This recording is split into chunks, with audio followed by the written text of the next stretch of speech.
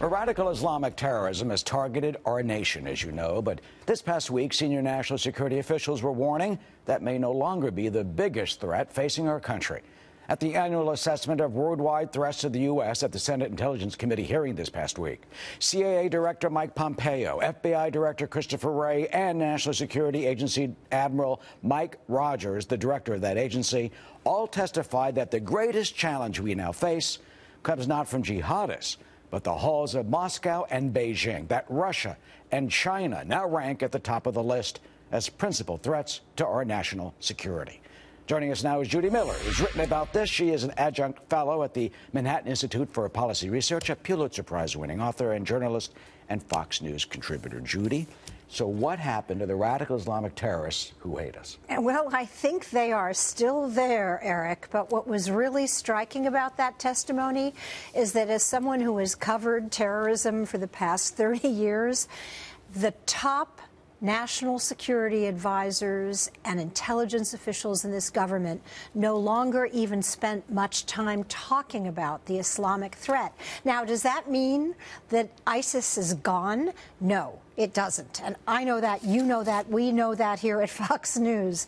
But the fact of the matter is the numbers of fatalities and attacks have declined, along with the actual retaking of territory in Syria and Iraq. About between, depending on whose numbers you're looking at, 85% and 90% of the territory that ISIS used to control is now back in government or non-ISIS hands. But here's the problem.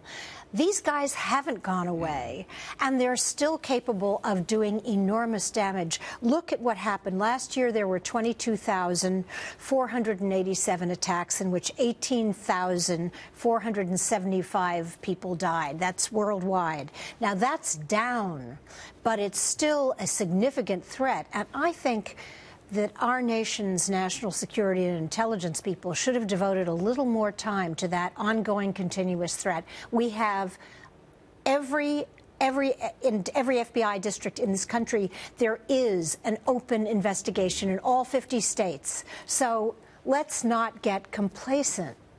Well, we're still busting these type of cases. There was one in New York City, the two accused brothers accused of bomb making. This just happened this past week. But what's so striking about what you are saying is that, in a way, we're back to what we grew up with, facing the other superpowers, being aggressive against our democracy, notwithstanding those horrendous figures you just mentioned.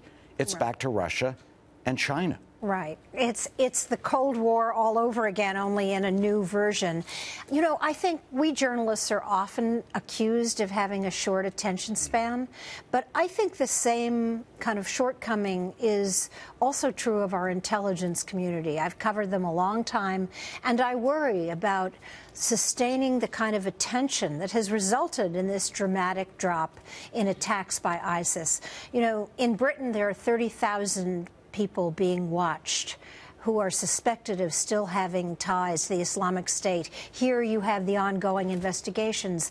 I worry that we will shift our focus so dramatically to Russia, to the growing Chinese threat, that we will lose focus on the people who still every day want to either do us in or inspire others to do so. Well, you wrote in your article in City Journal, let me read a quote from that. You say that Russian efforts to affect the outcome of the 2018 midterm elections and other influence operations against the U.S. were ongoing.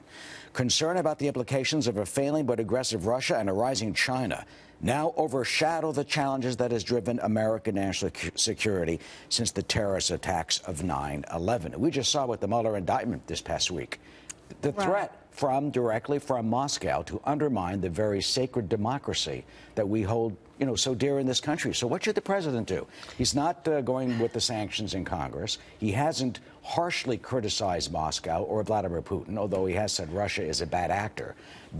Are you satisfied with American response so far? I don't think anyone who really watches what's happened and has looked at the president's response to the Russian meddling and interference is happy with the president's response so far. I mean, look, even though he can claim tremendous credit for for ISIS, for defeating that threat, this other threat has been on the table, has been staring at us since he was running for office. Well, it was since the Obama administration. Absolutely. They incorporated this internet agency in 2013. Yes. And the President Obama, that administration, basically didn't alert us until, what, October? Until publicly, October. and then he took action after the election. But finally, what do you think the president should do?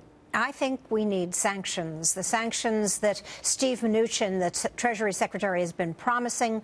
We need sanctions that will get Vladimir Putin's attention, because if he thinks that he can continue to do this, and by the way, the national security and intelligence community said the Russians are continuing these activities and will do so straight up until the 2018 midterms, unless Vladimir Putin knows that this is a red line and he better not cross it, he's going to continue doing what he's doing. He hasn't heard that from President Trump. He needs to. Judy Miller, that sanction bill, it's on the president's desk, so we'll see what happens. Thank you. Absolutely. Thank you. Very sobering analysis of the Thank you, threats Eric. that we face, of course.